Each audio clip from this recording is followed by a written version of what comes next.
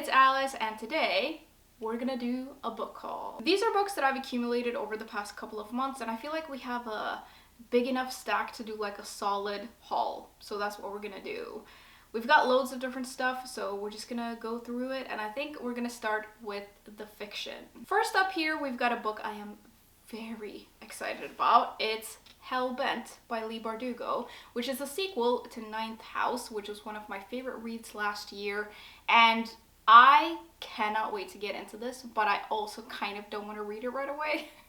It's one of those things where, you know, when you read series and new books come out, and it's obviously exciting, but I also always feel a little bit apprehensive about reading them right away because I'm so excited about them, and then I'll read it, and when I finish it, then what?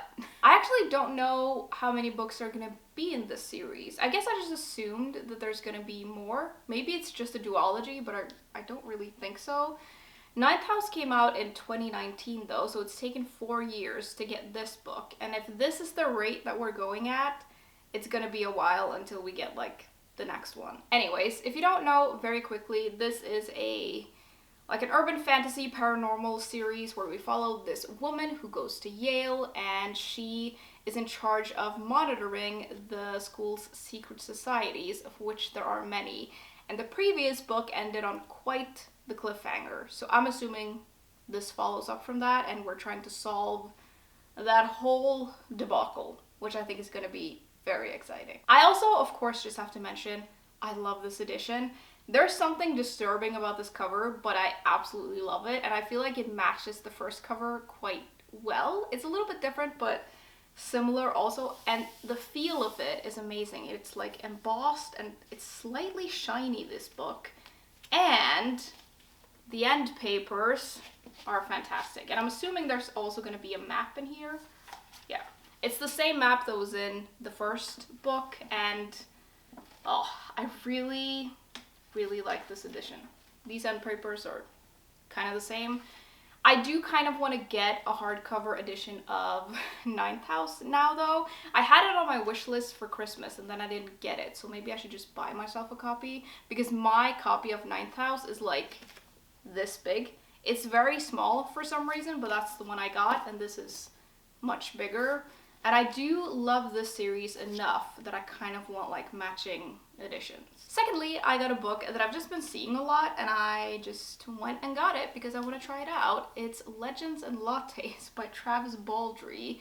And the thing that got me with this is that apparently it's cozy fantasy, which I didn't know was even a thing, but it sounds right up my alley because I love all things cozy. I kind of picked this out based on just like book talk recs, and I didn't look that much into it before I got it, but the story is about this battle-weary orc who wants a change in her life, and she wants to open up a coffee shop in this magical city.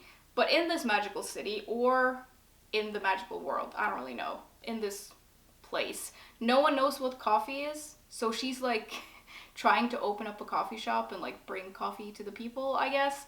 And she teams up with this other person or creature, and I think there's a little bit of romance in here as well. I do not know what I'm getting into with this, but I just feel like it could work for me. It just sounds very wholesome, and it does sound very cozy. Usually I don't go for like romance books, but I don't know if that's gonna be a big part in this. I don't know. It sounds very sweet and enjoyable. I might actually do like a vlog reading some cozy fantasies. Maybe that could be a fun thing to do, because I feel like a lot of the people watching this channel are probably people who would also maybe like cozy fantasies, so maybe that could be a fun thing. I might do that actually, so stay tuned. Then I got a book that I got because someone recommended it in a comment on one of my videos. I think it was the specific book recs, like gift version that I did a while ago, and I couldn't come up with anything for someone who wanted like medieval crime mystery, like that kind of book, and someone commented and recommended this, and I also want to try it, so here we are. It is A Morbid Taste for Bones by Ellis Peters. It's set in 1137, and I think our main character is a monk, based on the fact that this is the cover and he's also referred to as brother. So I'm assuming he's a monk, and he goes to Wales to like acquire these sacred remains. So he goes to get these bones that are going to be moved to a church for some reason. But the people in the town in Wales are quite divided on how they feel about the fact that they're moving these bones. And then somehow in the middle of this, there's a murder, and our dear brother tries to solve it, I guess. I have no idea how this book is going to be, but it does sound like fun. And I really haven't read a lot of books set in the medieval period, so I think that could be cool as well. Then I got this book, which I don't know if you've heard of this, but I've mentioned this on this channel maybe a billion times because it's my favorite book. And you may be thinking, do you not already own a copy of that book, Alice? Yes, I do. I actually own two, but this is a hardcover edition. It's like the 30th anniversary edition, and I just wanted it, so I got it. And I, for some reason, can't help like collecting editions of my favorite books. I just can't stop, and so I got this. It's beautiful, and I don't actually know if I've ever seen a hardcover edition of The Secret History, so that's cool. The end papers are beautiful. It also has like a bookmark thing in it. You know, that ribbon bookmark? I don't know. But I got this book, and I don't really feel bad about it because I could be doing worse things with my life, and I choose to do this. So, you know, how bad can it be? Alright, moving on to graphic novels. I have picked up two of those recently. The first one, of course, being Garlic and the Witch by Brie Paulson. This is also a sequel to one of my favorite books that I read last year, which was called Garlic and the Vampire. And this is the sequel, and we follow the same main character in here named Garlic. And in the first book, she goes on an adventure. She's very anxious, but she's also very brave.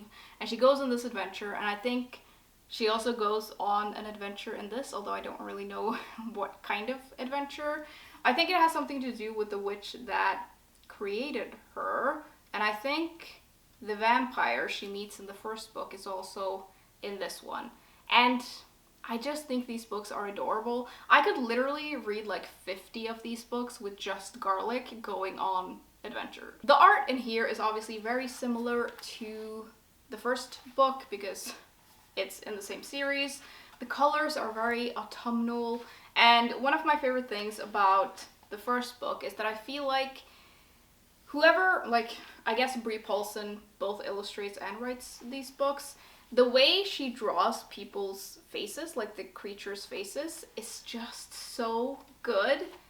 And I just think these books are delightful. So I can't wait to read this. I might wait until fall because of the color palette, but I also feel like I might not be able to wait that long. The second one that I got is called Squire, and I found this book when I was looking for standalone graphic novels because that's what I like to read the best, and I find them a little bit difficult to find, at least ones that I'm interested in. And I saw this and I thought, I'm gonna try this. The story is set in this empire, and we follow this girl who wants to become a knight. And I think one of the reasons she wants to become a knight is that she comes from a suppressed group, and the only way to like gain full citizenship is to become a knight.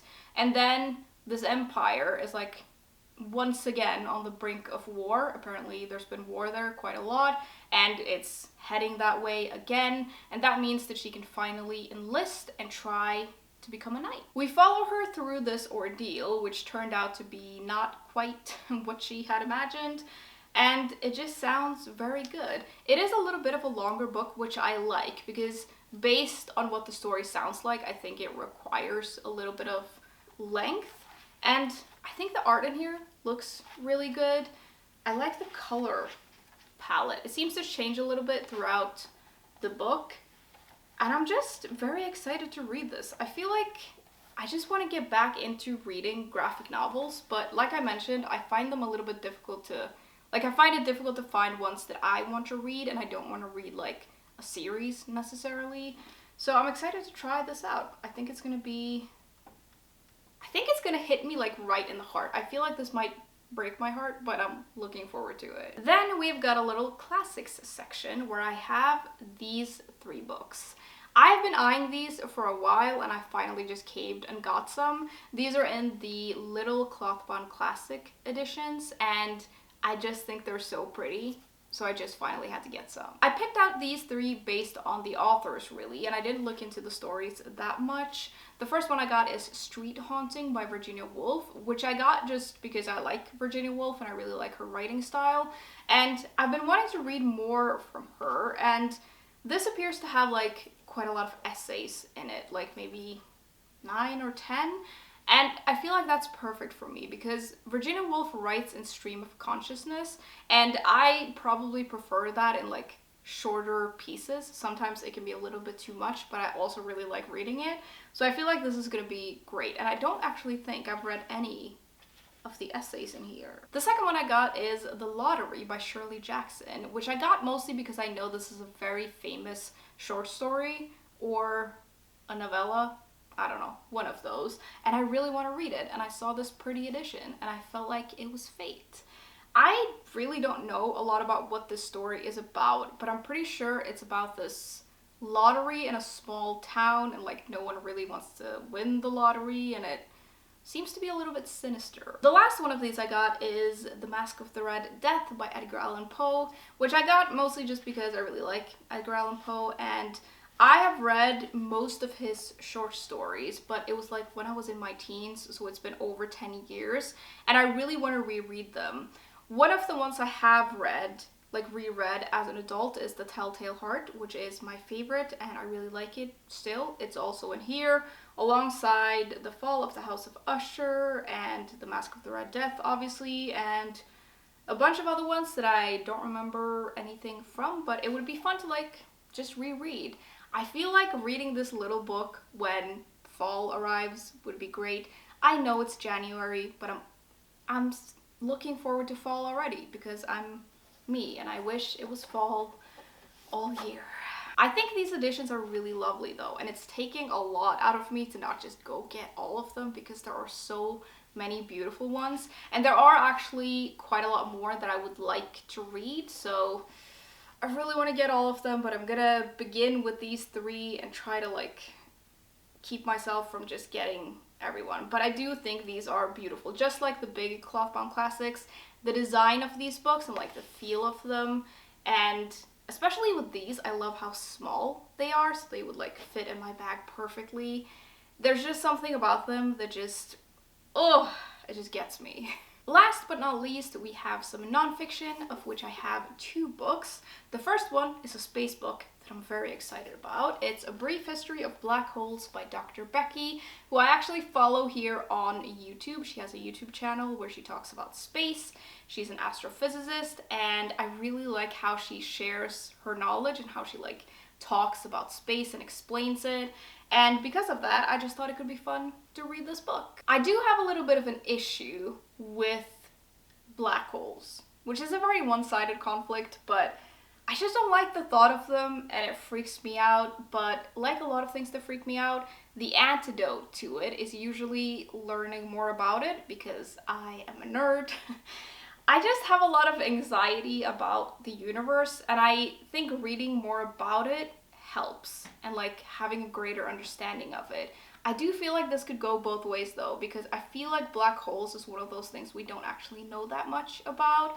So I am equally terrified and intrigued, and I'm both looking forward to this and also kind of not. The last one I have is one that I mentioned in my most recent video. It is The Myth of Normal, which basically explores the idea of health as a whole, which I think is very interesting, like how physical and mental health and everything about your health and your well-being is connected. I think that's a very interesting idea, so that's one of the reasons I want to read this book. And then also this author talks quite a lot about like trauma and the effects of trauma and how that can affect obviously your mental health but also your physical health, and I just think he has a lot of interesting thoughts and a lot of interesting things to say, so I think this is gonna be interesting. Alright, that was the last book, which means we've made it to the end of this video. I'd love to know if you've read any of these books and what you thought, or if you have picked up any exciting new books lately. I would love to hear about it.